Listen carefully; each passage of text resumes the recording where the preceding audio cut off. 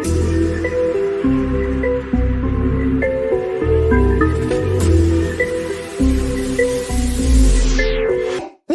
my God. Let me show you what I got. This beat is so hot. Oh my God. Is that bullshit? I think not. Hey, everybody. Welcome into the Candy Shop Fantasy Football Podcast. I'm your host, Dylan Clemens.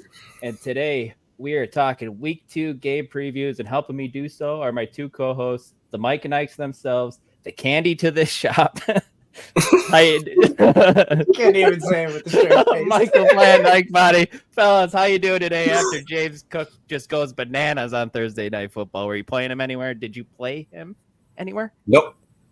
Yeah, we played against him in our league, but then I also have him and Scott Fishbowl, so let's go. Yeah, I got James Cook and Scott Fishbowl too, so was pretty happy. How's Don Kincaid doing for you, Don? Solid 7 points last night, 4 for 33. Better. Man, that is better encouragement. Hey, Keep you know going, who got dog. that last week that you totally shit on me for? Dallas got Who's it. that? He did. Yes, He did get encouragement. 7 points. Yes, let's go. Before we jump into the show, guys, I just want to remind everyone, please hit that like button. Please subscribe to the channel. And then head on over to fantasy6pack.net/plans and become an all-access member. That's where you get access to our award-winning rankings, access to our F6P Discord, where you get to talk to anybody on the Fantasy Six Pack staff, asking all your custom league advice. You get access to extra DFS builds, AMAs, everything in the Discord, our DFS projections and stacking tool. It really is worth the price, guys. So make sure to do that. Once again, that's fantasy6pack.net/plans. But without further ado, let's jump into our game previews. But I just want to remind everyone how we're doing it now this year, in case you didn't tune in last week. We're doing our sweet and sour plays because we are the candy shop. And our sweet plays are going to be guys that can absolutely smash in this matchup. Our sour plays are guys like, we're kind of shied away out of these games. So let's jump right into the game. Or Go grr, ahead. like we hate it. Grr. Arr. First game, guys, on the docket, the Las Vegas Raiders. Getting 8 points on the road. That fit into the arc really well. Yes, it did, man. You like that. Taking on the Baltimore Ravens at home. The over-under in this game is 41.5. Ike, let's start with you, my friend. Who is your sweet play this week out of this Raiders-Ravens matchup? I'm going with Derrick Henry. J.K. Dobbins gashed him last week, which I didn't even expect that. So I also expect them being up, so they're going to use Derrick Henry more than he was used last week. So I expect a few touchdowns from him. Henry got the first touchdown of the season, obviously, but it was disappointing, man, the way they used him. And then they came out. They got out of hand for him. They were down. Why use Derrick Henry when you're down? Yeah, but then Harbaugh comes out in the media this week saying that he's not the guy to come in here and handle a 20-plus workload week in and week out. So maybe that's really not his role that he's going to see. So touchdown dependent then. But this is a good matchup because, like I said, Dobbins was able to do pretty well against him. So, yeah, for sure. Mike, where are you going here for your sweet play? It's the same player. Just like you said, only 13 touches last week. He's going to get 20-plus touches this week against the Raiders. You know, Ravens are going to have a positive game script to where they're just going to run it down their throats. But I'll give you another one. You know, if you're starting Lamar Jackson this week, he'll smash for you as well. Because if Derrick Henry's going to be running the ball, you know Lamar Jackson's going to be running the ball as well. So I would hope they do a little bit less, to be honest with him. He took some weird hits last week, and you can't keep doing shit like that. It was too much rushing for Lamar last week. I think we could all agree on that. Hold him to 6 or 5 to 7 or whatever. I don't know what he had, 9 or 10 last week, right? I think it was. Yeah, but he was running wild though because just the way the Chiefs defense were scheming, double teaming Mark Andrews. They were just giving Zay Flowers the underneath routes pretty much. So Lamar had to run, just put it on his back. But at the same time, we do not want to see that really, because of what Ike alluded to. The hits are going to build up on Lamar Jackson, but I like him this week. He's a smash play. He's probably going to be in my DFS lineup. I wanted to get a quick follow-up in. What were your guys' thoughts on Zay Flowers' usage? Mike, you kind of alluded to it, him getting all the short yardage stuff. It was nice seeing the bunch of targets he got early, right? Or are you guys a little worried because of the A-dot that he saw? I mean, I like that he was on the field 71% of the time. It was the most out of all the wide receivers, but I feel like it was just it was first week thing. Like Mark Andrews is going to bounce back, which is then going to in turn affect Zay Flowers, but Mark Andrews is not going to get deep field targets. So he's going to take, the intermediate or short field targets, which I think possibly could open up Zay Flowers for, a little bit more downfield action and open up that A-dot. Mike, who are you out on this week in this matchup between the Raiders and Ravens? Oh, I'm sour on Zamir White. Ike might be as well. And it's part of the matchup, part of, it looks like, this might be a committee, and the committee favors Alexander Madison because he's the one playing the receiving role. Not only did he outsnap him, now we can probably attest that to the fact that they were down all last week against the Chargers. Mm-hmm. So they just, take that with a grain of salt. But at the same time, it does tell us the way they want to run their game script when they are down. Madison's the receiving back, like I said. He got out-targeted, obviously. And here was something that I found that was really strange. Neither White or Madison last week had a carry inside the red zone or even a target. I found that. I think the Raiders got. Yeah, what was it, like a 30 or 40-yard reception from Madison on a screen that I think it was for a touchdown. Yeah, they didn't even get into the red zone. That was quite astounding, I found, when I was doing my research. Luke Getsy led offense, man. That is definitely interesting for sure. But That's definitely Luke Getsy. Who are you soured on, my friend? After such a big week, I'm sure people are going to be like, what the fuck? But Isaiah Likely. I feel like it's an outlier.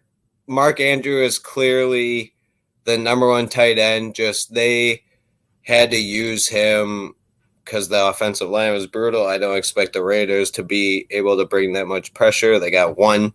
That's Max Crosby. You can double him and let Mark Andrews do his thing.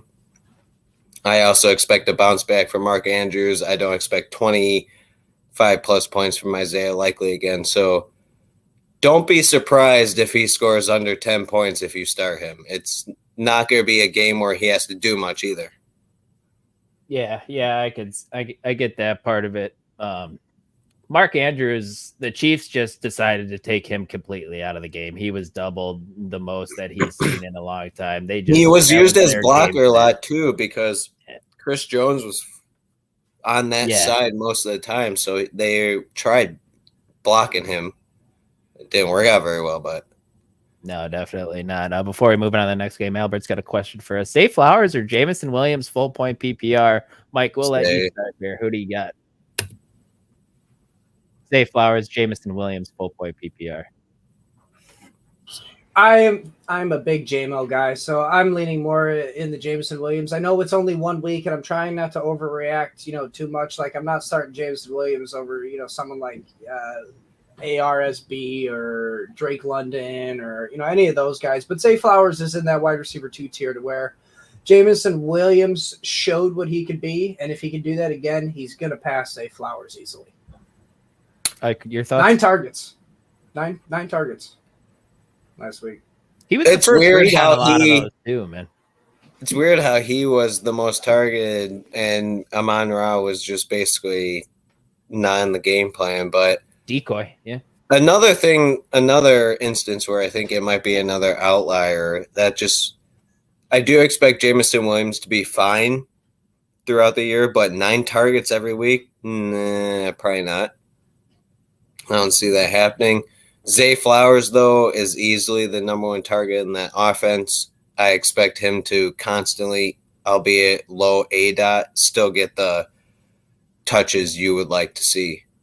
So I would go Zay Flowers over that for sure. Yep, I'm in on Zay Flowers, too, for everything Ike said there.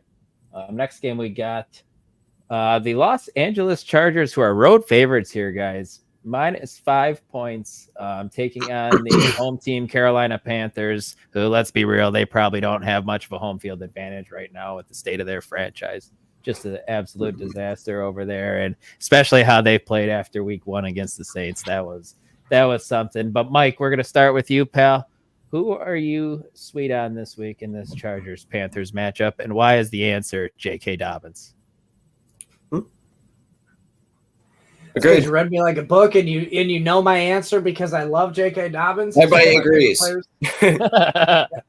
In the offseason, I mean, I here's the thing. I'll take my lumps because last week we did say to sit him, and it was because we wanted to see it. But guess what? We saw it. All right. Yeah, he's clearly number one over Gus. I mean, I wouldn't say that, but he had the more explosive. He's the 1A to 1B for sure. Yeah, I mean, he outsnapped Edwards 33-24. He did out touch him, but it was only 13-12. But the red zone did favor Edwards 3-2 in favor. One more touch, but it shows that Dobbins is still involved in the red zone because that was the one part I was scared about. Was he going to get the red zone touches with Edwards there? But it's full steam ahead for Dobbins. I think if he busts this week, then. All right, I get it. We're going to put some hesitations, pump the brake on him. But, after seeing what he did last week against a solid matchup, against the Raiders, this O-line is not to mess with. So I love Dobbins the rest of the season, and I hope I just get more confirmation this week.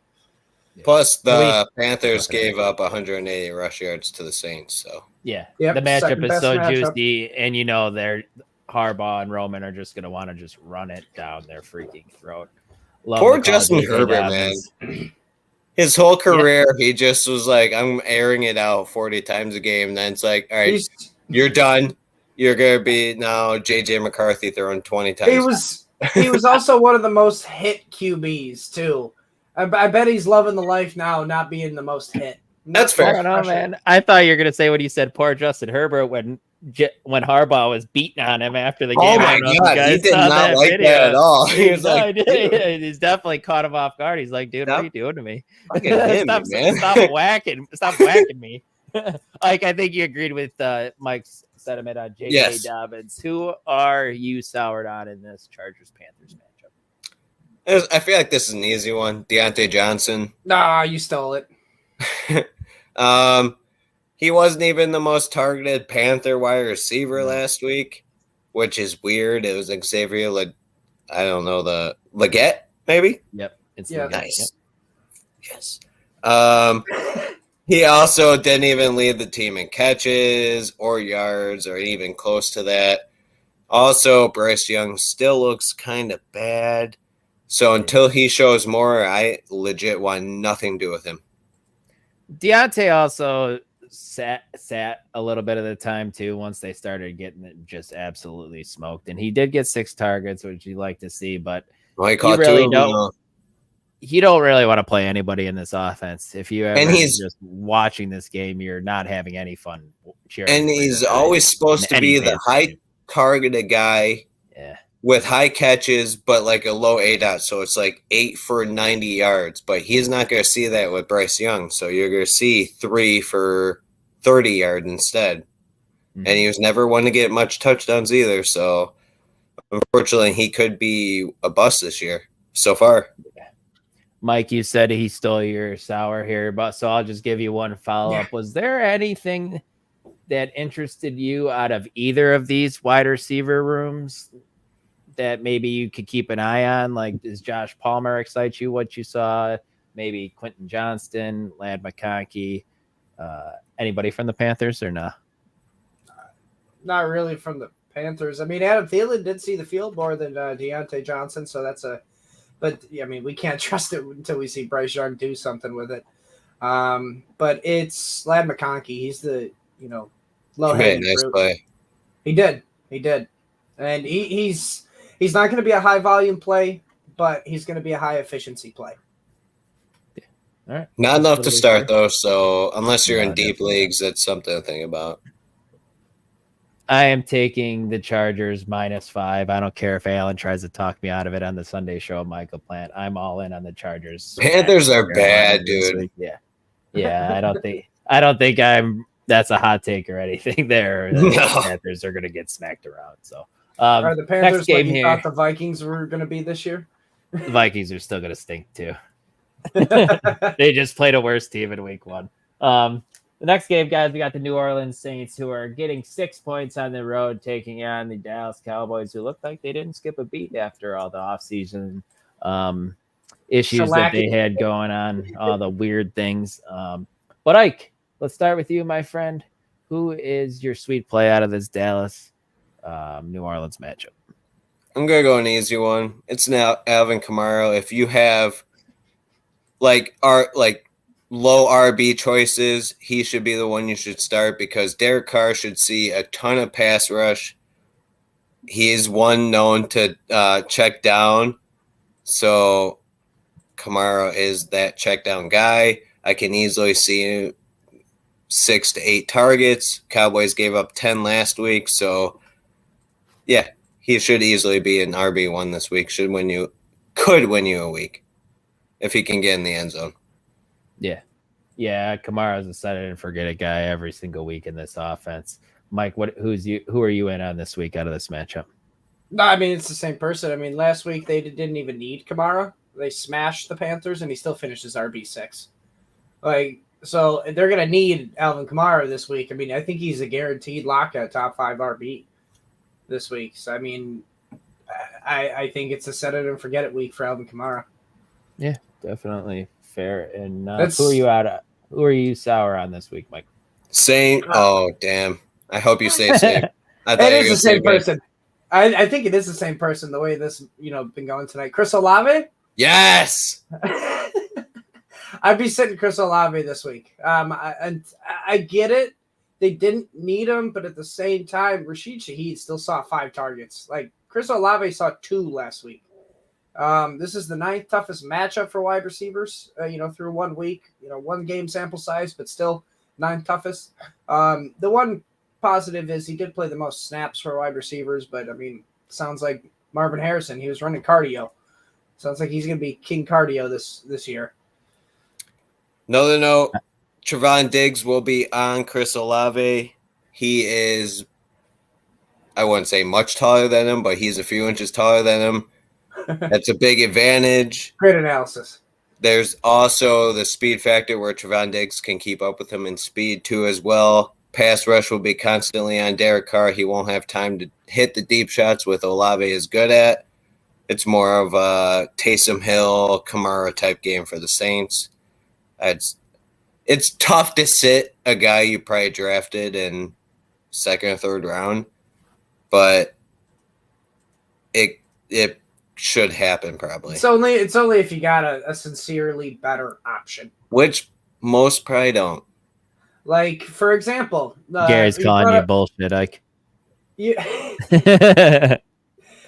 brought up the wrong comment because I was going to say, for example, if you're choosing between someone like Brian Thomas Jr. and Chris Olave,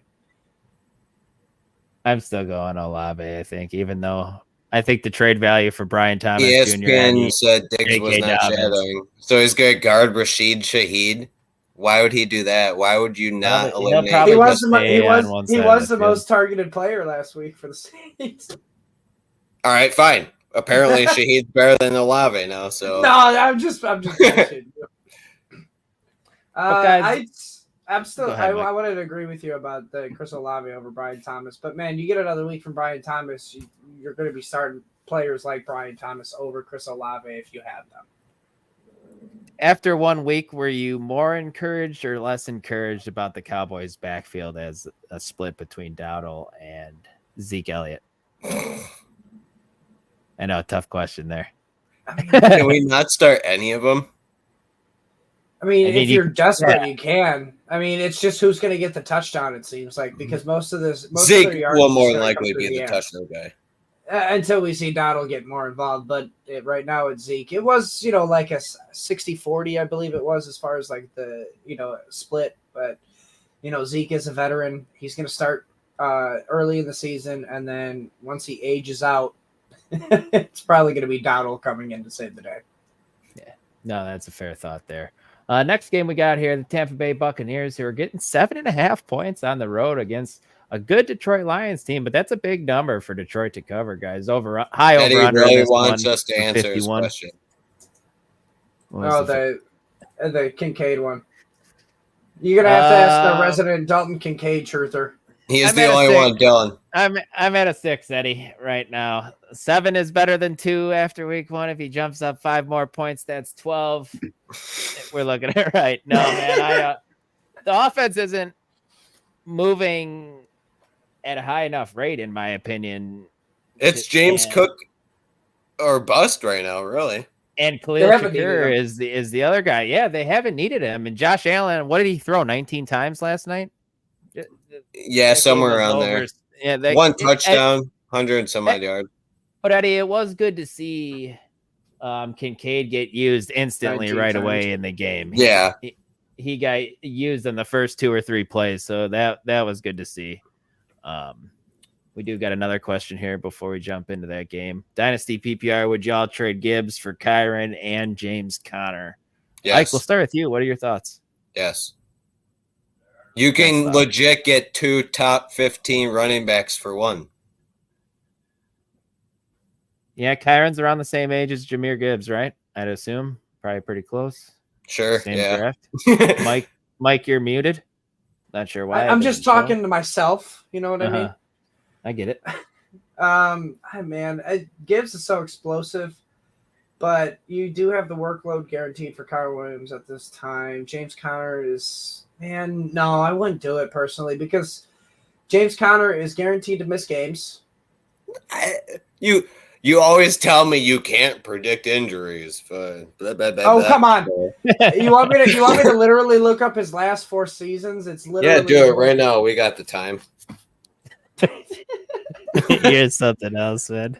We got another question here, and I like this one because it pertains to me. Would you guys trade Shakir for J.K. Dobbins, guys? Yes. Is this for you, Dylan? Really? Maybe. I would. If it is for you, I wouldn't do it because you have Kincaid. I mean, it's gonna be a pain in the ass to be, Well, for the listeners, what do you? If you don't have, John gets Dobbins, right? That's what we're at. That's what he's asking. Yes, he should do that trade. But if this is like in a bubble, that's what we're asking here. If this is in a bubble, I lean the Dobbins side. What's your take, Ike? All right. Dobbins. You got another one here. Also got another offer. Hawk Pulse 2025 second for Flowers, Judy, and Dobbins. I like the Flowers, Judy, Dobbins side of that, to be honest with you. I don't want any part of the Browns offense, but you got enough. Yeah, no. Hawkinson Polk in 2025 is not great. No, I'd take the Flowers, Judy, Dobbins side. He said it is tight end premium. If that changes, it still doesn't change it for me. Nope. No, it doesn't. Drake London or Kyle Pitts this week? We haven't got to that game yet, Eddie. I'm sure we'll get into that here in a little bit. Sneak peek, it's Drake London. And then Sean says seems fair. All right. But Mike, we'll start with you on this Tampa Bay Detroit game. Who are you in on this week out of this matchup? Is it obvious? It's Jameson Williams. Did you know that he was the second most snaps for position players behind only the Sun God, Amon-Ra St. Brown? He played even more than Laporta. That one shocked me. I think, as long as he can stay healthy, because he did pop up on the injury report, questionable. So keep an eye on that. But I think Jameson Williams is the second target now in this offense, especially if Gibbs is going to continue to be banged up. So the Buccaneers defense looked really good last week against wide receivers, but it's mainly just because it's sustainable. Yeah, it's mainly just because they played Jaden Daniels and he ran instead of throwing the ball, which in fantasy works, but it also does skew statistics. Last year, Buccaneers were not great against the pass. Jameson Williams is a speedster, and like Alan said on the Sunday social show that you guys should check out, Buccaneers defense is slow, dog. Jameson Williams might just run right past him all day. That's fair. I can see that. I can see that happening. Like I said earlier, too, JMO was the number one read on a lot of those plays on Sunday Night Football, which was the best game of the week, in my opinion, last week. That was a good game. Yeah. Yeah, it was sweet. But it was good to see from Jameson Williams. We've been waiting for this for three years, right? Because he missed a lot of it for the suspension, the injury. It's been a long time coming for him, man. It was good to see him break out for at least a game. Post-type breakout. Yes, let's just hope he stays consistent.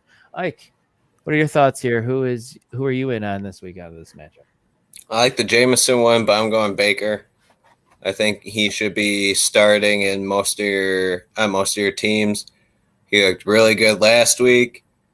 Lions can give up a lot of pass yards, as you can see. Cooper Kupp saw fucking 21 targets. So I also had Chris Godwin in there too, and Mike Evans. I think those three should all be week winners this week. They all should perform pretty well. No. If they're your plus, they're in a dome. They play fantastic. They're in a dome too again. It's gonna be a shootout. Yeah, no, on paper it should be a shootout. That's why the over/under is 51. I think I said earlier. Yeah, 51. So that's definitely high. Ike, who you out on this week though in this matchup? Rachaad White. I know he saw the targets last week, but man, his yards per carry, as usual in his career, has been brutal.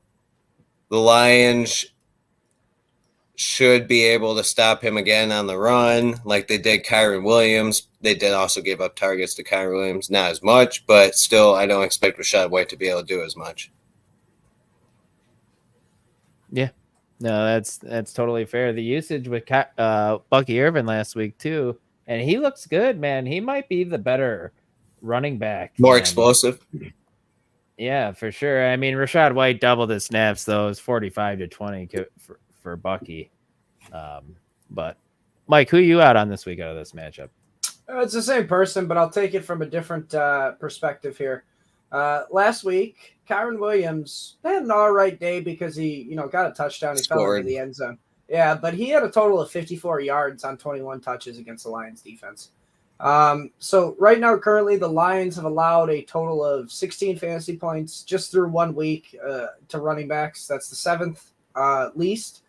Take away Kyron's, falling in the end zone, and they're the third toughest matchups for running backs through 1 week. So, this Lions defense is no joke, and I feel like both Bucky Irving and Rachaad White are going to struggle. And really, what's going to pick up Rachaad White, if it does pick up, will just be those 6 targets again, because the man is a vacuum. He catches every target.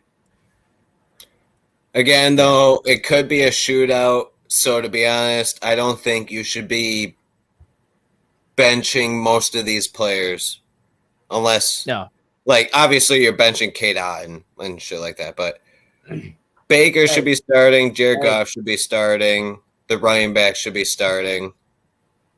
Language, Ike. Sorry, kids are watching, bro. Also, I'm glad. No, Pete's wearing that hat tomorrow. He has to. He called me earlier. Sorry, man. He lost. Although he's the one getting married, so he actually wins. Say, it's not like his wedding day. It's actually, yeah. All right, Eddie, you win. Sorry, Pete. Guys, how encouraged were you from seeing Chris Godwin last week? I think he played around 70% in the slot. I want to say somewhere close to there. He played 50 snaps. That's where he belongs. I'm happy we were definitely in on him this offseason and week 1, and I'm also in on him this week. Also in on him on Sunday. We were. I like it. Next game here on the docket. Micah Plant's really looking forward to this one. We got the Indianapolis Colts, who are 2.5-point favorites on the road in Lambeau Field, taking on the Malik Willis-led Green Bay Packers. Maybe Jordan Love is questionable, which was a little bit of a surprise. That's a facade. They're not starting him. It's a mirage. It is a mirage. It's a decoy. It's a trap. Ike, who are you in on in this matchup? Josh Jacobs, volume. He's going to get the volume as long as Malik Willis is the quarterback.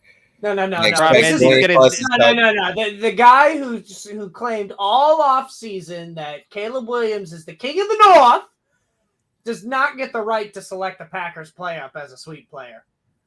All right, then I think do he's not wrong. want to do this team. You can pick somebody from the Colts. No, You suck. I don't Go like ahead. the Colts. What happens when they just stack every team stacks the box on Malik Willis? We've seen it, guys. He's not a good passer. Screens. He can't. Then throw the honestly, football. you don't want anyone from this game unless 8, Jonathan 9 Taylor. man boxes. Yeah, I mean, you want Anthony Richardson too. After you saw him last week, I mean, I know he only completed 9. He completed 9 passes, but the rushing 9 of still 19. There.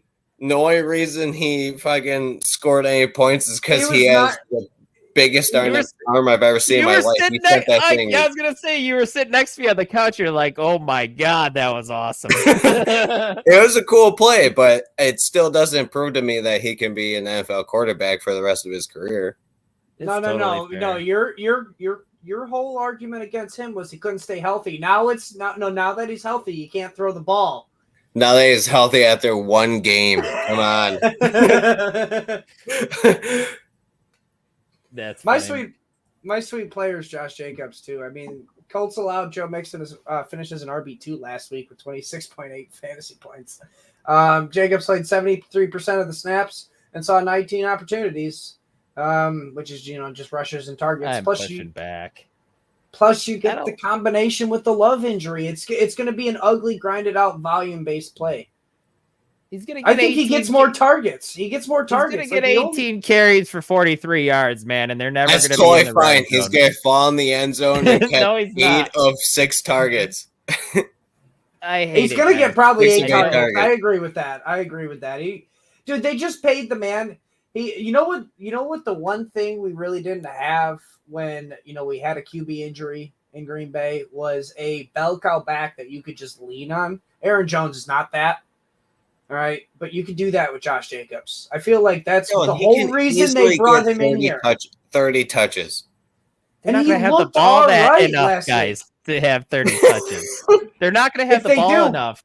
You If think they the do, Colts can And, like, run you- down the clock?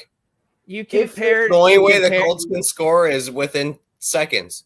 And you brought up Joe Mixon last week. The problem is they were game planning against CJ Stroud. Now the Colts have to game plan against Malik Willis, man. Like, no offense to the Packers' weapons. their They're not defense is going thin this He week. can run, man. They have He a can lot run. of injuries to the secondary, which means I don't know if they're going to be able to stack the box. I know it's just going to be. I'm stacking the box no matter what. You got to Even make with this Malik Willis thin- beat you. even with the 9 thin- men in Oh, the yeah. box, man. The entire game. I'm stacking the box and pressing every time. 100%, guys. But we got to move on a little bit. I hated your guys' sweet calls, so persuade me on some sour calls and why the answer is not Josh Jacobs, but Mike. It's we'll start Packers wide receivers, obviously. Okay, Yes, Ike, we'll yes, start it with is. you.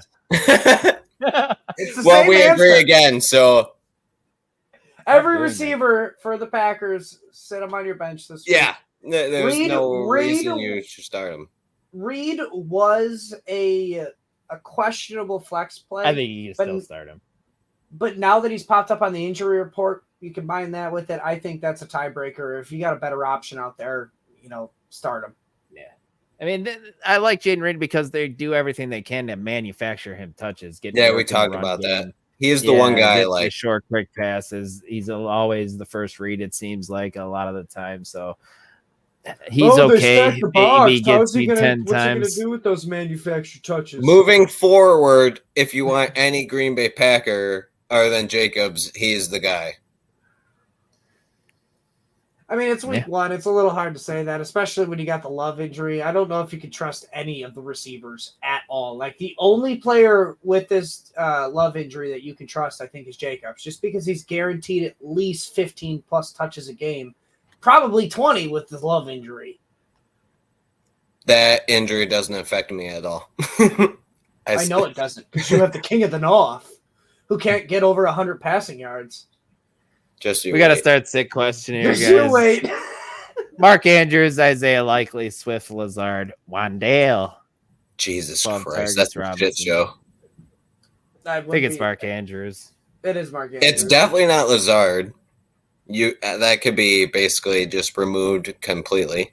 It's not a lot of targets. those week 2 one, touchdowns man. I mean, were I don't like Yeah. it either. That doesn't bug me at all. The one He is touchdown not for worth Lazard- starting or even mentioning at all. One touchdown for Lazard was on one of the, false starts thingy or the over the play where Rodgers gets a free play. So scratch that. And then the other one was from a backup QB in the game when the Jets were waving the white flag. So, I mean, no Lazard, maybe a bench stash, but that's it. Andrews and Likely are same offense that are going to be dominating most of the game. That's not great. Swift. You don't think they want to get Andrews the ball early and often, kind of similar to what Buffalo did for Dalton Kincaid? Andrews might not have a huge game, but maybe he's 5 for 50 and one of those for touchdowns like 7 early. or 8 points, I guess. But it was all the defensive scheme that the Chiefs played against Andrews. They doubled him and tripled him. I said that already, yeah. I know, but I'm just saying, don't overreact from it, Gary. I think Andrews has a bounce back week here. I think Andrews over Likely and Lazard, obviously, and Robinson. I guess Swift is the only other option, but Swift is the only other option, I think, because I agree with you on the sour player a little bit about Likely being a sour player this week. I guess what Dylan said, hope for Andrews for a bounce back. If you really don't like it, play Swift because that's the only other best option. Yeah, and it's a better run. It's an easier matchup for Swift this week. Their run defense for the Titans kind of no joke, man, with Devondre Sweat and might be a reason why Brees Hall Justin struggles Simmons. this week. Yep. Yeah, for sure. But tune in later in the show. We'll talk about that in a little bit. You want to talk? Well, you want to talk about an ugly volume game like Josh Jacobs might have. Wait till we get to that game.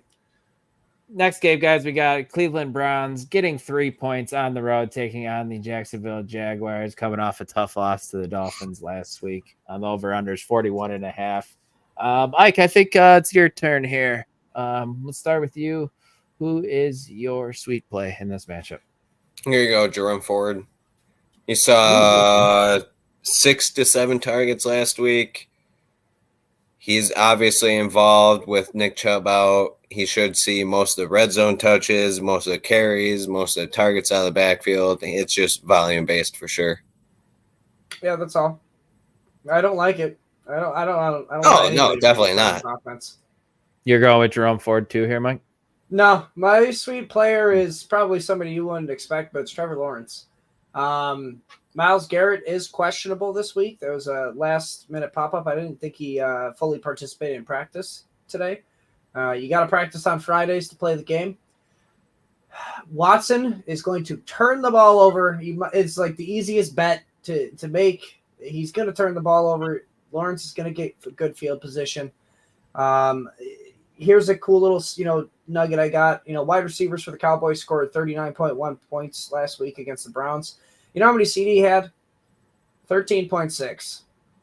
So I wanted to choose a wide receiver in this matchup because I do like Thomas. I like Davis. I like, Kirk. Let's take the guy who's throwing to him. I think Lawrence is a winner this week. What did you think of the running back usage after 1 week with Tank getting a lot of work and ETN getting the touchdown, but then he had a chance to almost seal the game and then fumbles at the goal line? Do we see more of Tank now with ETN doing that? Is he maybe in the doghouse? Ike, what are your thoughts here? I think Tank looked a lot better than ETN, or than touchdown, obviously, but they've been saying for the past year or two now that they want to get ETN a lesson workload, so that just makes him less of an RB1 and more of an RB2, and Tank more as a risky flex. So it's just going to be more of a shit show now that they're splitting it. Yeah, I think it takes a little bit away from ETN not seeing the volume, but we got to hope he gets more efficient. I disagree with Ike about Tank being a risky flex. I wouldn't be starting him in any position. You want to see it more? Yep. Yeah, totally fair. Who's your sour play this week, Mike? My sour play, it was almost Ford, but I got a better option. It's Amari Cooper. Sit his ass on the Pinewood. Sorry, I didn't mean to swear. But, yeah, it's bad. 9 targets last week, 2 catches. Amari Cooper, Deshaun Watson had a QB rating of 51.1, and his completion rating was 53.3. You cannot trust that. You can't trust any receiver with that. Like, it's Ford, and that's it. Ike, who you got? I agree with that. My first thought was, unfortunately, Trevor Lawrence, but now that the news that Myles Garrett is questionable, you can't really do that because I thought maybe the Browns defense would want to bring a bunch of pressure and show that they're still that elite defense. But And the Jaguars' offensive line is awful too. Yeah, but if he's out, there's no way. Yeah, no, I get that for sure. Before we move on to the next game, we got another question here. 16-man, AR, Brees, Etienne, Amon-Ra, Terry, Pitts, and Shaheed. Is this good? That looks real good, man. You should be all right. We just touched on we just touched on Etienne a little bit down on him, but he's just still be solid as your RB2 too behind Brees Hall. I like that. I'm sure your backups or replacements aren't great. So in a 16-man, so that's not bad at all. No, that's good for 16 team. It could be worse, much worse. From Ray here, someone is sending me a trade of me getting Bijan Robinson and they get CMC. Do I accept? I also plan to get a wide receiver from them too, and CMC is expected to go on IR in less than 24 hours. Yes, accept the trade. If that trade is on the table, I like the Bijan side over CMC with what we got going on right now. To be honest, I would do it without the wide receiver. If you can get a wide receiver, by all means, right, do it. Because if he's strain Achilles is not great, guys. It's like pretty foreshadowing that CMC is going to be going on IR. So get a guy that can get you points now. Oh, and you have Mason. Wow. Yeah, do that trade. Yeah, definitely pull the trigger on that trade. Do that trade before he decides that he wants Mason. Yeah, right. And just in time here, guys, the next game we got on the docket, San Francisco 49ers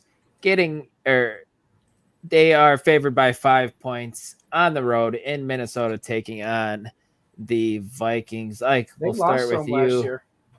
Ike, start with your sour play here. Let's change it up here. Who don't you like in this matchup? I'm going to do it again. It might bite me in the ass because they might be down a lot, but I still don't believe in Sam Darnold. It's Justin Jefferson. He was saved by a touchdown, only 6 targets, under 60 yards. He's used to seeing the 10-plus targets, 8 catches, 120-plus yards, touchdowns. So he is not going to be what you expect when you drafted him. With no Jordan Addison, no TJ Hawkinson, man, you're still out. That's a little ballsy, Ike. That's what I'm saying. They could be down, though, so like I said, it could bite me in the ass. But the 49ers can give Sam Darnold quite some hell. I like it.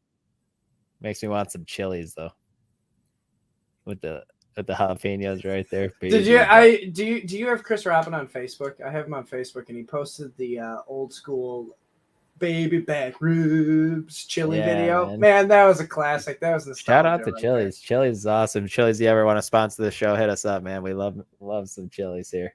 Mike, who's your sour play this week? It is Aaron Jones. I know he had a good week last week, but it is Aaron Jones. It's mainly matchup based, and the fact that we're looking at a running back by committee. Now, Aaron Jones does, hold, the 1A to, Ty Chandler's 1B in this committee, but it's a committee nonetheless. Niners held Brees Hall to 3.4 yards per carry last week, and we know Brees Hall is much, much better than that. Jones only saw 54% of the snaps. It's not great, but again, they're probably going to save him because he is a veteran, so it makes sense. So, just more argument in the running back by committee. And this I did not know because the last I remember of Aaron Jones is when he was dominating the Niners in the playoffs, and we lost, but he still had a really good game. Yeah, I looked at his 4 regular season games where Aaron Jones played the Niners. He averages 54.8 rushing yards and 8.8 receiving yards, and has only scored 1 touchdown. Mm. So I guess the Niners in the regular season haven't figured out. Maybe it was just on the Packers. We'll see. But I'm sitting Aaron Jones this week, even though he did have a good week last week. Fair. Who are you in on this one, man? Between the Niners and Vikings. Who am I in on? It is probably a low-hanging fruit. It's Jordan Mason. Did you know he saw the second most rushing attempts last week behind only Nixon? That's good info to know. He finished as RB5 last week with an 80% snap count. I didn't think he'd get this much. Yeah, but it's apparently when Shanahan finds a guy, he rides him out. Yep, for sure. All right, who are you going with here? Agreed. I mean, Jordan Mason. I also have something else, but I didn't write it down. I'm pretty sure that the Vikings were pretty bad against the run, but I didn't write it down at the time. So, yeah, man. With CMC also out, guys, Debo is a fantastic, absolute smash play, and I feel like he's a wide receiver 1. Is he back to being the alpha over Brandon Ayuk because we could have said sour for Brandon Ayuk. We could. He struggled a little bit, man.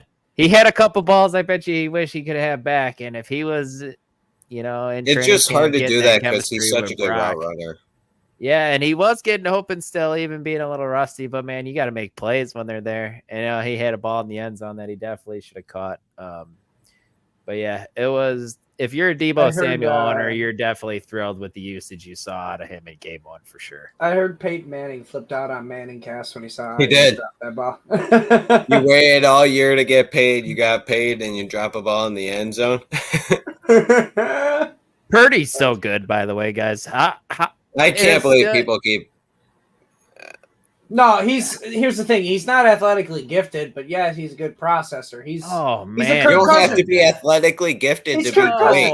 He's Kirk Cousins. How about Tom Brady, the greatest of all time? He's not Tom Brady. He's not Tom Brady. No, he's not. But you don't have to be athletic to be great.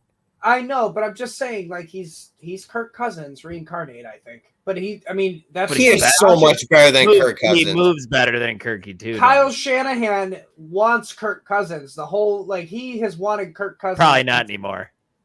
But he found his own Kirk Cousins and Brock Purdy is what I'm saying. He is better than Kirk Cousins. Yeah, I tend to agree with you put Kirk Cousins on that team when he was in his prime with the Vikings. Put that Kirk on the Niners. You don't think he's better than Purdy? Too turnover prone. No, Purdy doesn't throw many turnovers. Kirk Cousins usually does. Outside of that, the Niners defense though. Last year. Niners defense though. I get him the ball right back. For sure. Next game here, guys. We got the Seattle Seahawks coming off a win last week, going to New England. Seahawks are favored by 3.5 on the road, taking on the Patriots, who just upset the Bengals last week. Allen called that on the Sunday Social Show. That was pretty awesome. Nice bold call there. He appreciate the Patriots were getting for sure. Patriots were getting 8 points. He was all over that. So, well, Mike, we'll start with you here, pal. Who is your sweet play out of this matchup? Albert beat me to the punch. I mean, I'm going to give you my thoughts on him right now. He is an easy fill-in RB2 this week. Just plug it in. He's not going to probably score less than 10 points easily because the running back depth behind Sharps, he's going to see all the targets out of the backfield, so I wouldn't be shocked if he sees like 6 to 8 targets in this matchup. And because of the way we saw Geno Smith struggle last week, this Patriots defense is still formidable. I think Geno struggles again, and it's a Charbonnet week. I love him. He's probably going to be the most rostered running back in DFS lineups this week. I feel like. Yeah, probably because of the low price of. So it's a Charbs week. I think it lines up for him as well, too. The over-under is under 40. It's 38.5. It's going to be a slog of a game. West Coast team going to the East Coast, like you said, Gino. It has written all over it that Gino's going to struggle here against this Patriots defense. It's solely volume, though, because Sharps was not efficient as a runner last week.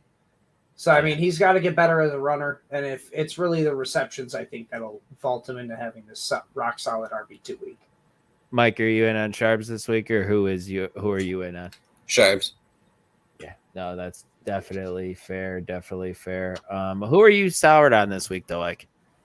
Same team, DK Metcalf. Only saw 4 targets last week. We don't know if he's even the number one option in that offense anymore. Tyler Lockett saw more targets.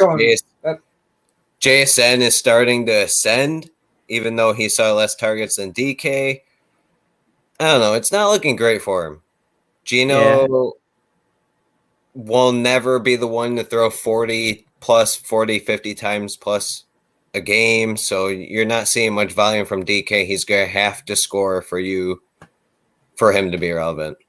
Yeah, it was a tough matchup last week going against 13. It gets a little easier this week going against Christian Gonzalez, who is more than likely going to shadow. Honestly, but he's still pretty good as well. I don't even think it's easier. I think Christian Gonzalez is just as good. He did really good in his first few games last year until he tore his, I think, labrum or whatever it was. But coming out of Oregon, he was one of the better corners. I expect him to be able to do just fine against whoever he covers, whether it's JSN, Tyler Lockett, or DK. All three I'm kind of out on, but still. Yeah, I'm with you, Ike, here. I don't like DK either in this matchup. I already alluded to it. It's going to be a slow slog of a game. Like it's going to be low scoring, and DK's shtick is red zone targets, and I don't see them being in the red zone a whole hell of a lot, and I don't see it working out for him. Mike, what are your thoughts here? Who are you out on this week? It's the same person. It's DK. And I don't know if you mentioned it, Ike, but Lockett saw the most targets on the team. I don't see that to be an every week thing. I just see this more as a matchup, and this is mainly on Gino that DK is going to struggle this week. It is mainly on Gino. That is the whole thing. So we gotta see a pickup from him. Otherwise, we might be seeing Sam Howell a lot sooner than we expected. One quick follow-up. Does Ramondre Stevenson score more points in a game the rest of the season as he did in week 1? Or is that the outlier? I mean, he's got a solid matchup this week. I think he's going to see a ton of volume, so I'm assuming at one point he will surpass that, but that could have been one of his better weeks throughout the whole year. Sell high. We got another question here. Tua owner, trade me Drake. I want Trevor. Drake London. Drake London and wants Trevor Lawrence and Ramondre. Trevor. I mean, he's really trying to get the quarterback there. I'd be trying to get a different running back in there besides Ramondre. So this dude would be getting Drake London. He'd be getting Drake. I'm scared. I'm panicking on Drake London. No, I wouldn't do that. I'm panicking on Drake London after what we saw from Kirk Cousins in week 1. I wouldn't do that. I think Ramondre is the guy in that offense. I'd be trying to get somebody else in there. If you are, really wanting Drake, I'd be getting somebody besides Ramondre in there because if he's a Tua owner, he's really looking to get Trevor. I don't know, and he's just getting Ramondre as a cherry on top there. Give him a different cherry. Yeah. Yeah, no, that was a good way to put it, Mike, for sure. I agree. Thanks for the question. We appreciate it. Next game here, guys. We got 2 teams looking for a bounce back after tough losses. We got the New York Jets favored by 3.5 on the road against the Tennessee Titans. Ike, we will start with you. Who are you sweet on in this matchup between the Tony Titans? Pollard. He got the most rushing between him and Spears last week. Jets struggled clearly against Jordan Mason. Mm-hmm. I think Tony Pollard might have a little bit more talent than Jordan Mason, so I obviously I don't expect him to drop 150 rush yards or whatever it was, but I still expect Pollard to do well. I was listening to the Bill Simmons podcast today, and Mike Lombardi was on it. I know he's kind of a goofball at times, but he is talking. You know how the Jets defense is considered one of the best in football. They're very solid. You know how many times they allowed over 100-yard rusher last year? 8 times. What the fuck? They get beat up. They just can't do the rush. Yeah, they get beat up in the run game, man. Mike, you're muted still again. That's $2 in the jar. But yeah, they get beat up in the running game, and I'm struggling to keep Tony Pollard out of my lineups because it is a good matchup. They also did say that they want to get Tajay Spears more involved, and this is the week to do it. If you're going to beat the Jets, you want to keep the ball on the ground, and you want to keep it out of Will Levis's hands. I think we saw that last week against the Bears. Mike, who are you in on this week out of this Jets Titans matchup? It's kind of a low hanging fruit, but it's Garrett Wilson. I love Garrett Wilson in this matchup. I think, last week was an outlier for this, secondary, just because they played a rookie quarterback. They're not playing a rookie quarterback. They're playing Aaron Rodgers, who's pissed off after getting embarrassed by the Niners on Monday Night Football. Garrett Wilson saw 11 targets. That was 6th for wide receivers last week. That was half a Cooper Kupp, but still 11 targets we like. It's I know this is an inside joke, but volume for Garrett Wilson. Yeah, for sure. That's a little bit of a wild stat for Melbourne too. They've only allowed 5 receiving touchdowns since last season. So if you're going to beat the Jets, man, you want to do it on the ground. You guys are giving away my sour picks. Come on. Well, who's your sour pick, man? Go ahead. Calvin Ridley. It's the Sauce Shadow. It's the 5 touchdowns that Albert brought up. Again, it's coupled with Will Levis.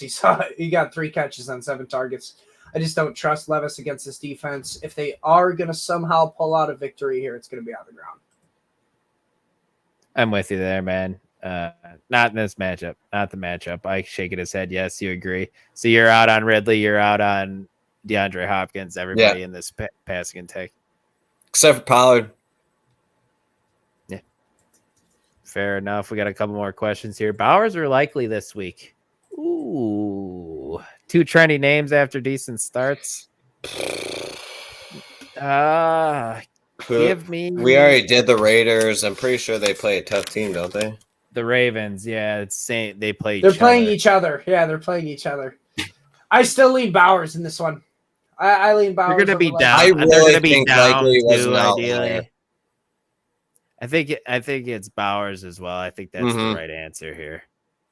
Another one here. Who should I start for week 2? Purdy or Mayfield?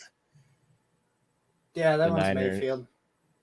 The Niners. Purdy won't have to do as much. Ooh. Dude, it's the over/under in that Tampa. All right, I'm with you. I'm with you. Yeah, and you can throw on the Lions. Sure. You can't run on the Lions. I think this one is easy too. It's Brian Robinson over Najee, right? Yeah, it is. Really? You don't, Mike. You don't want Najee, I don't think, with Justin Fields at quarterback. He's not going to get the targets and the targets. Denver. That don't mean nothing to me. That's a cake matchup, man. No, that's a cake matchup against Denver.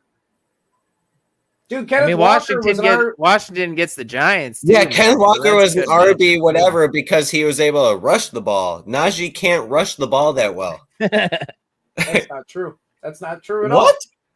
I mean, Ken Walker is not much more efficient. explosive than him.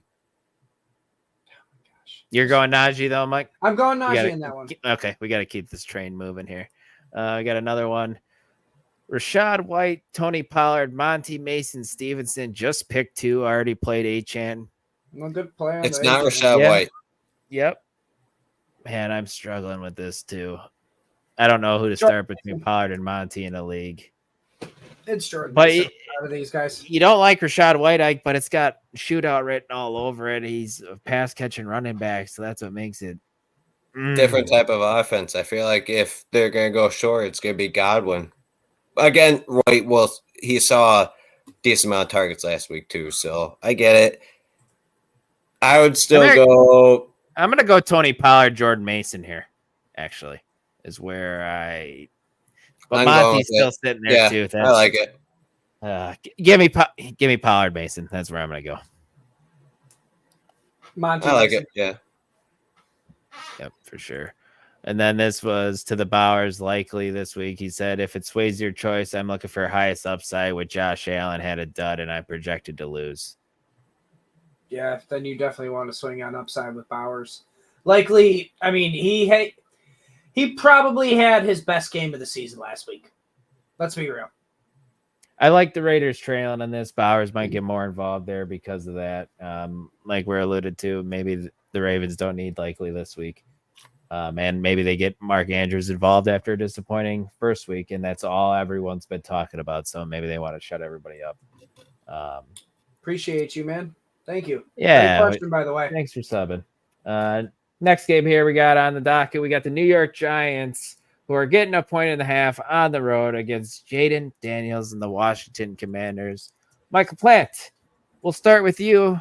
I'm going to give me your sour pick here for this one. Let's start sour. My sour pick was solely based off of my sweet pick because I think my sweet pick's going to dominate so much. So my sour pick is Devin Singletary because I think Malik Neighbors is going to have a coming out party on this Washington Commanders defense. Maybe, Slayton might get a random touchdown. Maybe he's a cheap, easy DFS play, but we're talking redraft here. Give me Malik Neighbors as a sweet pick all day, and because of it, Devin Singletary is just not going to see much. So he's my sour pick. Ike, over to you for two, man. That's weird because I did the opposite team. I love it. Let's go. My sweet pick is Brian Robinson because he continuously outperforms wherever he is ranked before the season, in season, during the week. He gets the targets. He saw 4 last week. Yeah, he's the pass catcher. He's the red zone guy. And then my sour is Terry McLaurin because I need Jane Daniels to push the ball up the field more for me to want to start him. He didn't want any part of throwing the football, man. Nope.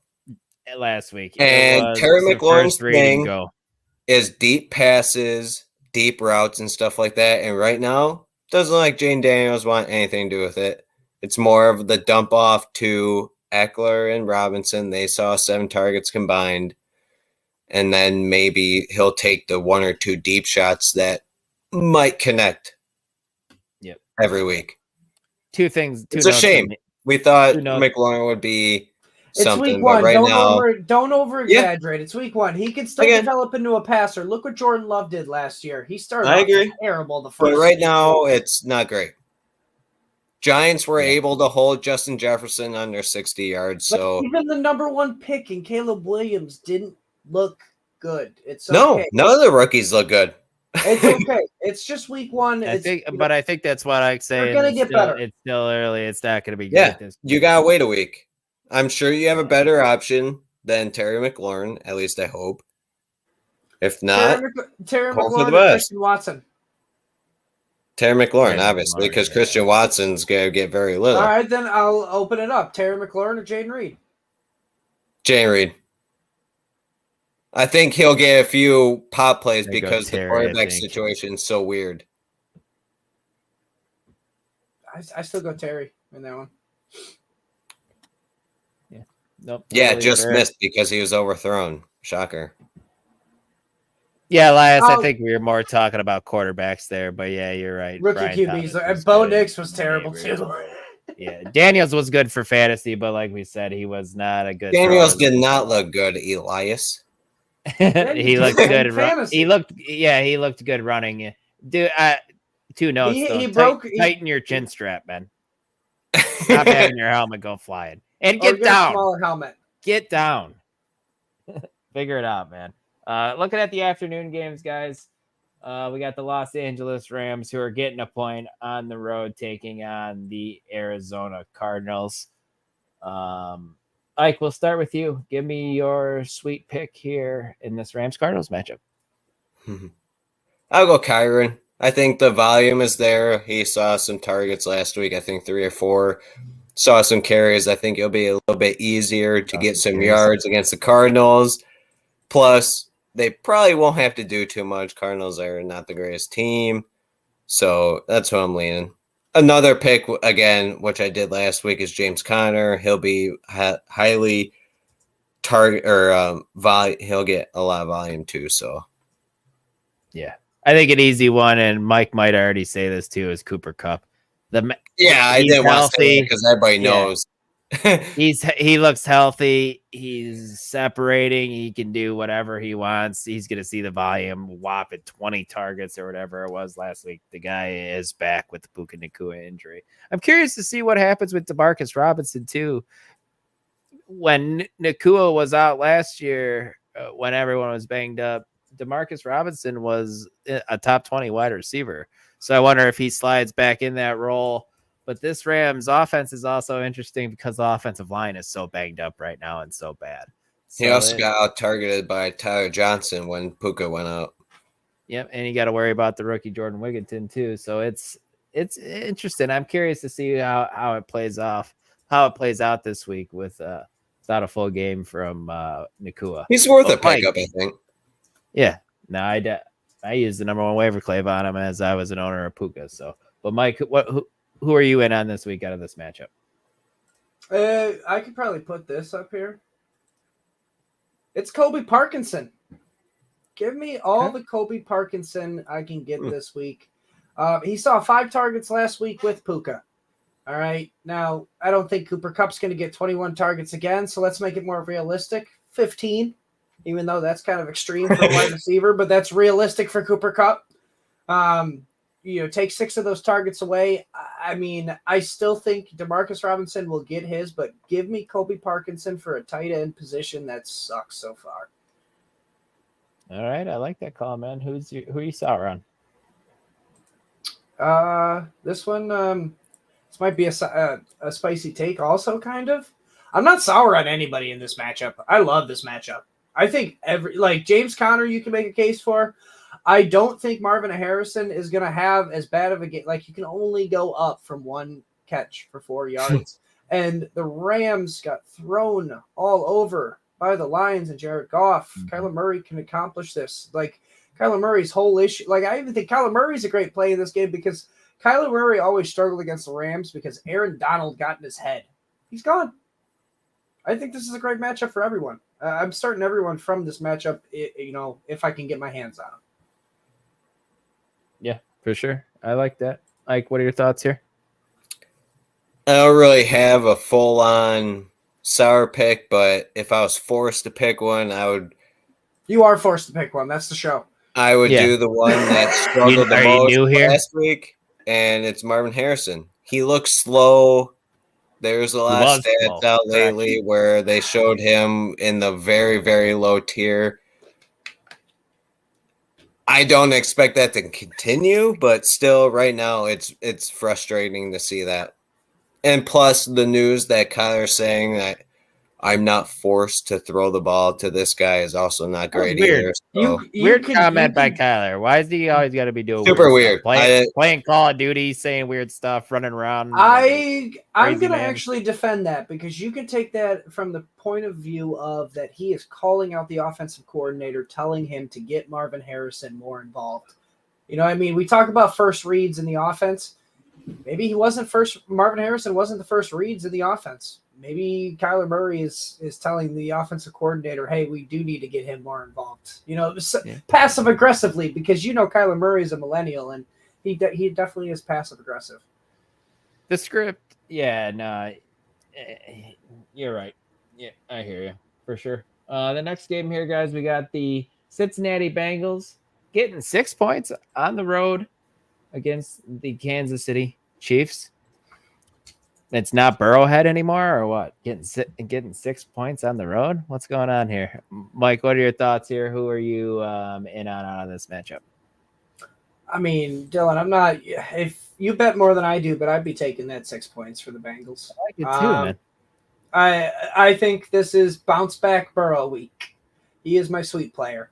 I know he looked terrible last week. There's, the water bottle thing going on that Ike's going to mention, but I can't hold a water bottle. But I do think this is a bounce back week.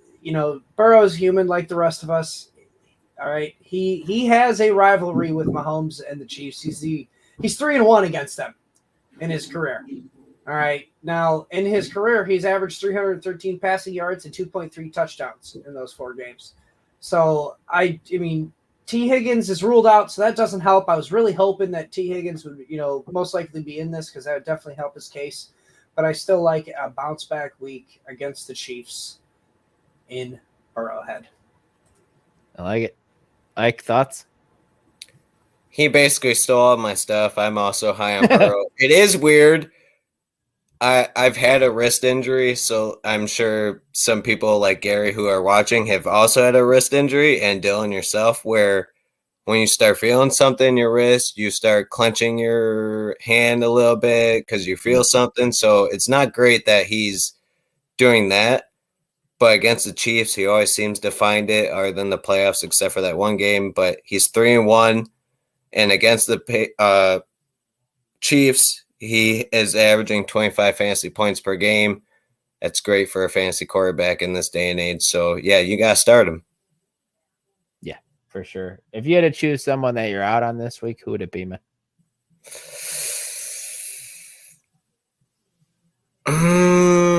I'm going to – you're not going to like it. Nobody else will either. But it's going to be Travis Kelce. You weakling. Weirdly, against the Bengals, other than playoffs, because in the playoffs he averages 20 fantasy points against them, weirdly. But in the regular season, since Burrow's come about, Kelce only averages 8 fantasy points against the Bengals. So something to look out for. It's not great, but with the tight end landscape nowadays, that could be like tight end 4 next week. So who knows? Right. Just all the top tight ends just struggling. But 8 fantasy points per game is not great. No, definitely not. Mike, what are your thoughts here? Who are you out on in this matchup? I am out on Ike's boy that I thought he was going to say, Xavier Worthy. If you were starting Xavier Worthy, no, because there are people out there that are actually considering starting Xavier Worthy after last week. So this is just a reminder. Do not start Xavier Worthy. He only had 3 touches last week for 2 touchdowns, a 63% snap share. You can't trust it. The process I get it. You love the speed, but no. Just don't. Don't do it. Don't do it because I've seen him, man. Dylan, you're in those, Facebook forums for fantasy football. After Xavier Worthy had that game, how many questions popped up? Oh my gosh, I got to start him next week. I got to put him in the lineup. Should I start him over He's there? fun. No, he's fun, but don't do it. Not yet. It's the Rashee Rice show. You literally have to hope for a touchdown.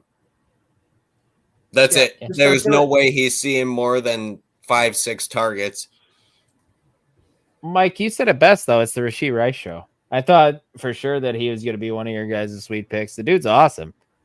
He shouldn't drive. That was kind of that stuff in the offseason was crazy, but the dude's good.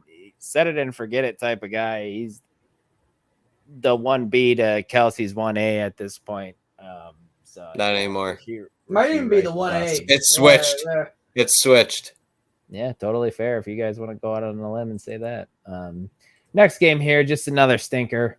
We got the Pittsburgh Steelers -2.5 on the road in Denver. Over under 36.5, low over under. Mike, we'll start with you here. Who is your sweet play, my friend? My sweet play is the boy that Ike wants to just crap on, Najee Harris. Okay. I thought you were going to say the other one. No, it's Najee Harris. I don't know why you hate him. Last week he had 21 touches to Jalen Warren's 4. I know he's, coming off an injury, but now he's, Najee Harris is facing the third best matchup, for running backs against the Broncos. He saw 55% of the snaps compared to Warren's 31. I know Justin Fields is most likely going to be the starter, but Najee gets 20-plus touches a game, and he gets a great matchup. I think he easily falls into the end zone this week. But that's going to just diminish when Warren gets more healthier, right? But he's not right now, is he? I don't fucking know. I haven't looked yet, bro. I hate you. I hate you so much. Play. And why is it not Najee Harris? I hate it that I'm going to say this, but it's Justin Fields. Oh, you don't like him in this matchup, huh? Because No. You said sour or sweet? No, I'm right. Sorry. Okay. Right. Sweet is Justin Fields because the team allowed Geno Smith to rush for 30 yards and score a touchdown. Justin Fields can do that in his sleep, so I expect him to score a rushing touchdown, him to rush for a decent amount of yards. So, yeah, it's Justin Fields for my sweet pick. And he looked fine last week, I guess. It just refuses to throw the ball in the middle of the field. No, there was a report that was it insane. Arthur You Smith. saw that pass. That was awesome. It was a report that Arthur Smith was asked about it, and it was the game plan of Arthur Smith to not have Fields throw over the middle of the field. Yep. So, no, those Seahawks linebackers are freaking scary, man, apparently. That lines up with – I mean, that's good for George Pickens, though, if they're just going to attack the sidelines because that's George Pickens. Yep. He's never really going in. Hey, Wendy. But, yeah. Ike, who's your sour player? I lost it. Checking notes. Where is it? I'll just go. You can find your notes. That's podcasting. It's not a podcast. It's a show. No, our podcast. And you're a quitter. Cortland Sutton is my sour player. I'm sitting him everywhere. I need to see it more from Bo Nix. Plus, we got a really tough matchup here against the Steelers. This defense is no joke. TJ Watt's probably going to ruin Bo Nix's day, and it's going to ruin the whole Denver offense's day. So I don't even really want to start Javonte Williams, but there's that's what I was going to say. It's going to be man, Javonte really discourages me because I thought he was going to be the year after the year with his ACL, but he did not look great last week. Is it full blown targets? Yeah. Is it full blown panic mode at this point with Javonte Williams, or are we trying not to overreact? I mean, you didn't McLaughlin outtouched him. You didn't. It can't be because he's recovering from injury still. No. And I know he didn't have the greatest first start of the camp. I know he picked it up later, but still, it's not looking great for him, man. It's unfortunate. Yeah, definitely. No, Mike, I agree with what you said about Cortland Sutton too. Joey Porter, his kid Porter, shut down Porter. He's going to shut down Cortland Sutton. I don't know why I'm blanking on his name. Is it Joey Porter? Joey Porter Jr. Joey Porter. Like freaking goon. Thinking too hard. No, man. Yeah, for sure. But yeah, tough matchup for Cortland Sutton, Javonte Williams. I'm intrigued by Jaleel McLaughlin, but he wasn't efficient with his touches, so we got to see it a little bit more. But I like the usage for sure. Before we move on to the next game, got a couple more questions. My team is in win now. I have Tua, Mahomes, and Derek Carr. Dynasty. What should I do? Try to get another quarterback with Mahomes, like tiered down. I would definitely try to get an upgrade over Derek Carr. I think last week was a little bit of an outlier. We talked about on the show last week that Taysom Hill is going to vulture a lot of stuff. So I would definitely think about trying to upgrade if you're deep at another position to try to trade for a quarterback here. What are your guys' thoughts? Real quick. It's hard to trade for a QB in these super flex leagues because I'm getting the vibe it's a super flex league here. Somebody's going to ask for a lot. So, I mean, I wouldn't be overpaying for it. You still got two guys that are going to be starting. If you get another one down, then I would be panicking and really trying to ship in a new QB here. But I personally be staying pat because if your teams win now with Mahomes and Derek Carr as your QB two, and Tua, I mean Tua wasn't really that great either. So I think your team is good enough to get by. Alternate strategy for that. The best quarterback you can get is probably a wide receiver 2 or wide receiver 1 in terms of fantasy points. So maybe go for one of them for your flex instead and just roll a Derek Carr. Maybe you can get a top 15 wide receiver instead of a top 25 quarterback. Top 20. Right. Fair enough. We got another one here. Rashad and Kittle for Kamara, likely Charbonnet. I have the right side. I like the Kamara, likely Charbonnet side. Yep. Ooh. Kenneth Yeah, Walker is dealing with I think oblique injury again. So that's something to monitor. It's something that could be season long. Not like out for the whole season, but like something that bothers them. Thoughts, Mike? You're muted again. Stop doing that. I'm doing other things here. I'd rather have Kamara likely and Charbonnet. It sounds like you're hurting for a tight end if you're trying to target Kittle. Until tight end starts scoring more, I don't think you need to go out and reach for one. Nope. What if Charbonnet's not in there? It makes it better. Yeah. Sorry, Elias, missed this one. One more star question. Need to pick a flex. Ayuk, Dell, Najee, Pollard. I'm also starting Marv, so if you want to pick 2 wide receivers, that's fine. So it's pick Pollard. pick 2 or just pick 1? Pick a flex. Pollard. No. Yeah, just pick a flex. He's starting Marv, so he doesn't care if it's another receiver. Man, I can't start Pollard over. I'm going to go Brandon Ayuk still here. I can't Really? start Pollard. It's between Ayuk and Dell for me. I think He Dell. won't Not drop gonna a have to do touchdown much, this week, though. I think Okay, Dell is a maybe. good matchup because. But what if he scores though early? Okay, Ayuk 3 or catches Dell? for 30 yards and a touchdown. Take it. Najee's going, according to LaPlante, Najee's going to see more touches than that. And according to us earlier, Pollard is also going to see more touches than that. So I think Najee. I'm going with either one of them this week. I'm going. I like Ayuk or Tank Dell. Don't play. Don't be cute here, Elias. I personally like Dell just because I know that you guys are Bears fans. Their perimeter cornerbacks are good.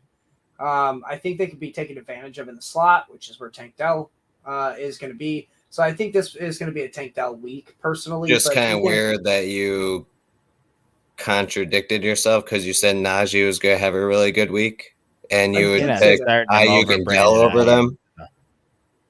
Over Najee? Yeah, I would start. But you said Najee would have a good week, so why would you pick Dell, who is the 3rd wide receiver in an offense and probably the 4th option in that offense, and then Ayuk, who won't have to do much, who is easily the 2nd or 3rd option? Najee can easily get 20 yards and 70. I would go Najee or Pollard, but okay. He can easily get 20 carries for 70 yards again and no touchdown. But you were so high on him. It's matchup based. It's matchup based. And you were so high on him just 5 minutes ago. I understand that, but I am not sitting Ayuk and Dell on my bench. Well, I put Najee in there and they go off on my bench. Well, I went solely off the matchup for Najee. But Dell is the 3rd option, maybe even 4th behind Mixon. We've seen 1 week. We don't know if he's the 3rd option yet. Oh, we do know he's the 3rd option. Come on. Plus, Nico Collins popped up on the injury report. For real? You think he's the number 2 over Nico or Stefan? Let's talk about that. Let's talk about that 3rd option in this next game we got here, guys. In the Sunday Night Football matchup with the Chicago Bears getting 6.5 points on the road, taking on the You're killing me tonight. Over under 45.5. I'm confused as all hell. You're leading people to completely weird ways. I said I like Najee, and in that matchup for that game, I mean, he likes Najee, man, just not as much as Brandon Ayuk and Tank. Yeah, what's so hard to understand about that? But you didn't put Ayuk as even close to a sweet pick. Like, you didn't even mention him. You mentioned Debo. You mentioned Debo and Mason. I said Mason was my sweet pick. Dylan mentioned Debo. So if Mason's your sweet pick, how is Ayuk going to get all the stuff? We're not going back to that. Let's move on. We're going to the Chicago Bears. I personally told him. You just have to keep up with I personally told him I would go with Tank Dell, but I said he couldn't go wrong with Ayuk or Dell. Yeah, which okay. All right. Somebody go. Now you guys annoyed me. I tried to move on and he kept going. I'm also annoyed. Pick here in the Bears Texas game. My sweet player is Tank Dell. My sour play is DJ Moore. All right, because at least I already gave my case for Tank Dell. If you want to argue with it, but DJ Moore is my sour player because Keenan Allen and Rome Odunze are game time decisions. All right, and if that's the case, what is his name? Singleton. I always forget his name. Singletary. Thank you. Singletary for the cornerbacks for the Houston Texans is probably, and they're probably going to lock him down. They're going to give safety Stingley? cover over the top. Stingley, thank you. Yes. Derek Stingley. I knew it. I was thinking, I'm like, what? I'm not IDP. I'm sorry. I'll never claim to be IDP. But if DJ Moore is the only option for Caleb Williams, they're going to lock it down. I think he's a sour player, and I wouldn't be, shocked if he busts this week. What do you got here, Eric? For my sour, I was going to say DeAndre Swift. I don't think – I mean, there was a few plays he played well, but, I mean, it just the explosiveness isn't there, and I don't expect him to see the targets at all, really, like he used to. And for my sweet, it's Mixon. Pollard. That was funny. Pollard went pretty well against the Bears. He averaged 5.1 yards per carry. Granted, he did have that big run still, but Mixon seems to be heavily involved in this offense, so you can't not start him. Just going back to Swift real quick, too. The usage just wasn't there. The Bears want to get Velus Jones the ball. They mixed in Khalil Herbert. Bears wanted no part of Caleb running just the ball. doesn't like dumping the ball off. That's just not his thing. Yeah, no, that's for sure. Definitely. The Bears are going to need to figure out a running game at some point here. I just don't know if it's in this matchup against the Texans. Next game here, guys, we got the Monday Night Football matchup is the Atlanta Falcons getting 6.5 points on the road against the Philadelphia Eagles. Vegas is with me. Seems like they're a little bit down on the Falcons this week after what they saw from Mr. Kirk Cousins and the Atlanta offense. Ike, we'll start with you this time. Who is your sweet play out of this Falcons-Eagles matchup? It kind of depends on A.J. Brown's status. As of right now, I'm pretty sure he was questionable. So if he is out, I kind of like Devontae Smith and Dallas Goedert. They should be the most target. Obviously, Saquon Barkley too. So like the trio of them should be all started. Jalen Hurts should be started too. So I kind of like all four. But yeah, I kind of like more out of all that is Dallas Goedert. I was surprised he saw the 4 catches he did for whatever yards. So again, in that Kellen Moore offense, they like to use tight end in the red zone. Hopefully he can end up in one. I like what I saw from Devonta Smith in week 1. Yes. Ended up in the slot a ton too, giving him again, that is with AJ matchup. Brown out. So we don't know yet. Yep. But I like Devonta Smith either way. Big fan of his. Mike, what are your thoughts here? Who's your sweet player? It's Drake London. I think he has a bounce back week. I know it was tough. It was a tough matchup against the Steelers, but it's an easier matchup, easier secondary against the Eagles. Packers were even able to take advantage of it. So I do like Drake London this week. I think Kirk Cousins will have another week to be healthy, and hopefully we get more than just pistol looks. Pistol and shotgun, man. It's so worrisome to read that. He never played one snap under center, guys. If that doesn't scream he's not healthy, I don't know what does. That's not good at all. He can't move at all. Ike came over for football. We didn't see a ton of this game. It wasn't shown a bunch on Red Zone because there wasn't a lot of scores, but everything we did see, it looked like Kirk was uncomfortable. Didn't feel comfortable planning on that back foot, had no drive, didn't seem to have any whip on the ball. That's what scares me, man. But it's an interesting matchup for Drake London and Quinyon Mitchell. Who wins? Is it the size or the speed there between those two? So that one's interesting too. But Mike, who's your sour play? This one might be a little spicy, but it's AJ Brown. I am tempering my expectations on AJ Brown this week. This is a really tough secondary in the Falcons. Their pass rush sucks, but their secondary is formidable. They're probably going to game plan against AJ Brown, which gives me it gives me a little bit more if he plays. if he plays another reason why, it's kind of like a downgrade for AJ Brown. So it's obviously you're starting him, but man, I am tempering my expectations this week. He's going to be sour. Ike, who's your sour guy? This kind of sucks because it ruins LaPlante's sweet pick, but I'm going Kirk Cousins. Like you said, Dylan, he didn't look good. It was in his past 27 games, in 3 instances, he's throwing less than 30 attempts. This was one of them. Clearly, the Falcons don't trust him on that leg to be thrown that much like he usually does. Only 155-ish yards. That's another low in his past 20-some-odd games. He's used to throwing for 250, 300 plus.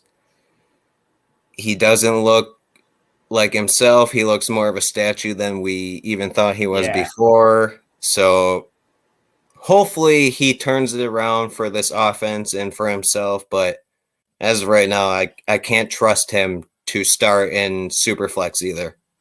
Yeah, no, I agree 100%. Drake London can easily be fine in that because he can get 6 catches for 60 yards and hopefully find an end zone. But for the quarterback, it's just not great. Yeah, I'm just so worried about this offense outside of Bijan Robinson. Once again, Atlanta offense has scared me.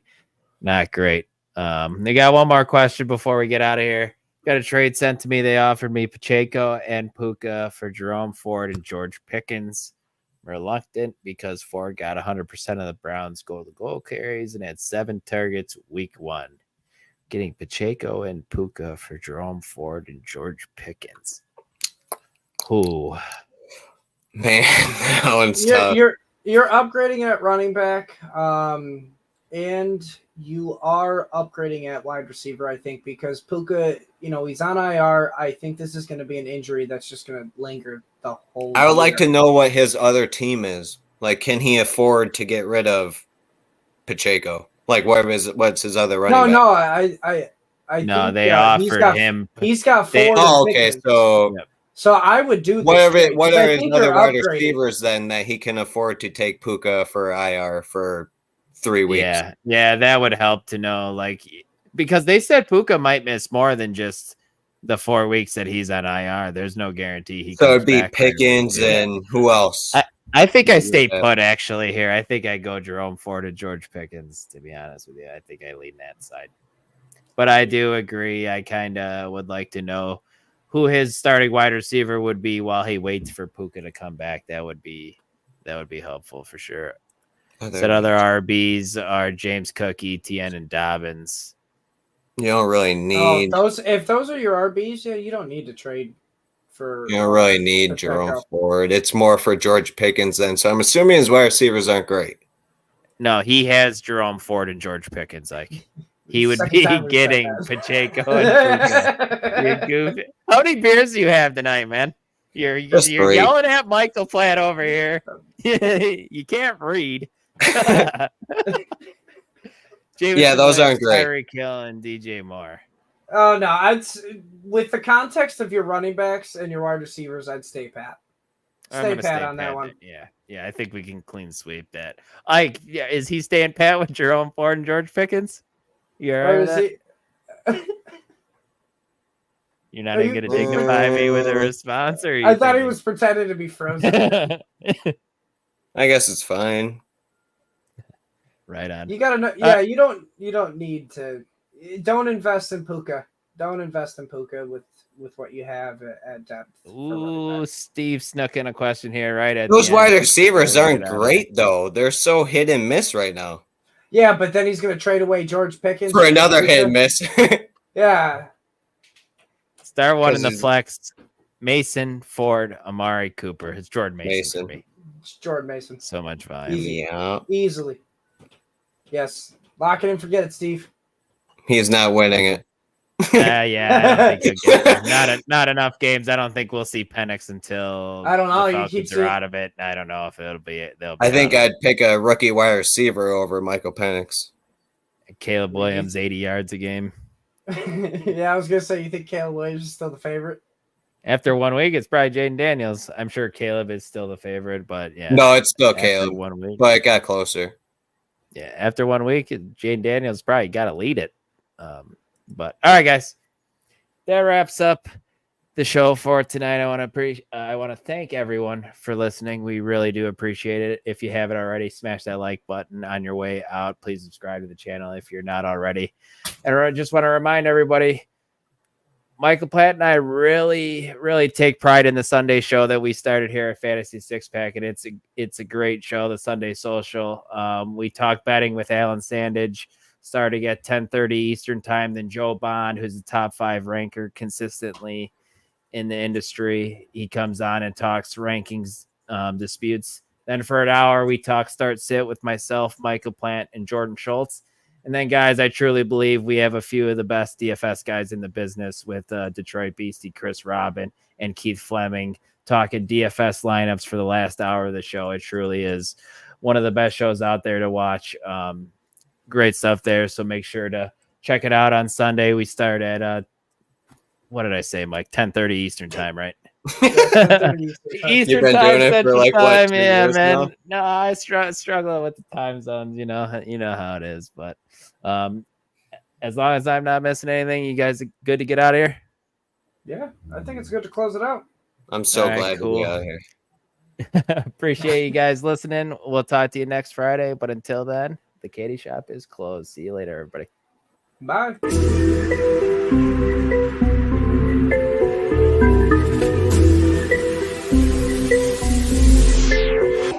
Oh my God. Yeah. Let me show you what I